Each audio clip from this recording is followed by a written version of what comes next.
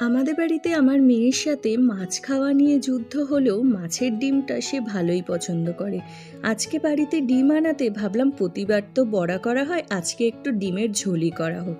তার জন্য প্রথমে আমি বেসন, কাঁচা লঙ্কা, পেঁয়াজ কুচি, জিরে গুঁড়ো, লঙ্কার গুঁড়ো, পরিমাণ মতো নুন দিয়ে বড়াগুলোকে ভালো করে মেখে তেলে লাল লাল করে ভেজে নিলাম।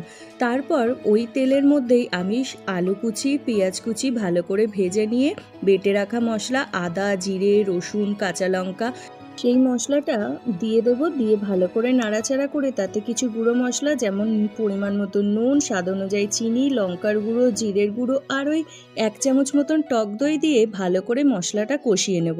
মশলাটা কষে গেলে তাতে পরিমাণ মতন জল দিয়ে দেবো। তারপর জলটা ফুটে গেলে দিয়ে দেবো ভেজে রাখা বড়াগুলো।